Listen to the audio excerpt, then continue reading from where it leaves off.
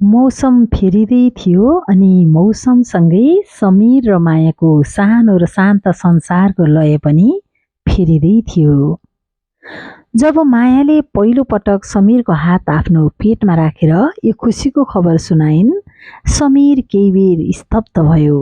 खुसीको यस्तो उभार आयो जसलाई शब्दमा व्यक्त गर्न पनि असम्भव थियो। उसका आँखाहरू कृतज्ञताले रसाए। हिजोसम्म केवल खोलाको किनारमा एकअर्काको हात समातेर आफ्नै धुनमा हराउने यी प्रेमिल जोडी आज अचानक निकै गम्भीर र जिम्मेवार महसुस गरिरहेका थिए। अब उनीहरूको संसारमा केवल प्रेम मात्र थिएन, एउटा नयाँ जीवनलाई यो धरतीमा स्वागत गर्ने सुन्दर दायित्व पनि थपिएको थियो। उनीहरू अब दुई मात्र रहेनन्, उनीहरूको आँगनमा एउटा नयाँ पालुवा पलाउँदै थियो। हो, समीर र माया अब आमा बुबा बन्दै थिए। एक साँझ बाहिर चिसो हावाले सुस्तरी सुसेल्दै गाउँका रुखका पातहरू हल्लाइरहेको थियो। कोठाभित्र मधुरो उज्यालोमा माया ओछ्यानमा पल्टिरहेकी थिइन्। समीर बिस्तारै उनको नजिक गयो र मायाको हत्केलालाई आफ्ना दुवै हातको न्यानोभित्र बेर्दै उनको कपाल सुमसुम्याउन थाल्यो। मायाका आँखामा एउटा अलौकिक चमक थियो।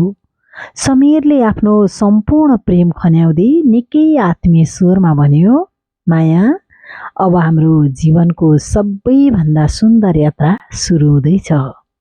हाम्रो प्रेमले एउटा नयाँ रूप लिँदैछ।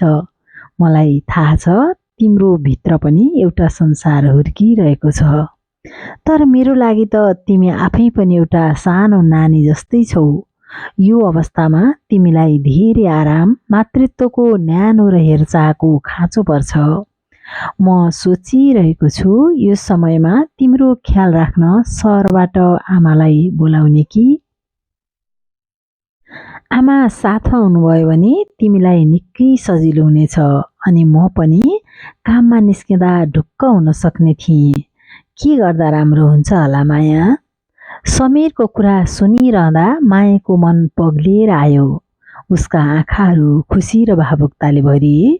उनले समीरको हातलाई अझै कसिलो गरी समातिन् र आफ्नो टाउको उसको छातीमा अड्याउँदै भनिन्, तिमीले मेरो मनको चाहना बुझ्यौ समीर। मलाई पनि भित्रभित्रै आमाकै न्यास्रो लागिरहेको थियो। आमाको नै मलाई याद आइरहेको थियो। आमाको हातको स्पर्श र उहाँको आशीर्वाद र उहाँको साथ भयो भने मलाई निकै ठुलो भरोसा हुनेछ। म संसारकै सबैभन्दा भाग्यमानी आमा बन्नेछु।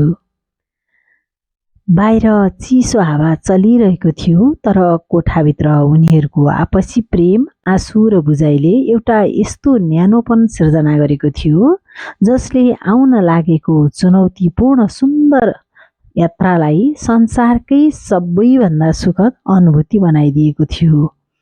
आमालाई बोलाउने निर्णयसँगै एकअर्कालाई अँगालो मार्दै उनीहरूले आफ्ना मनका भावनाहरू पोखिरहे। माया साटासाट गरि नै रहे।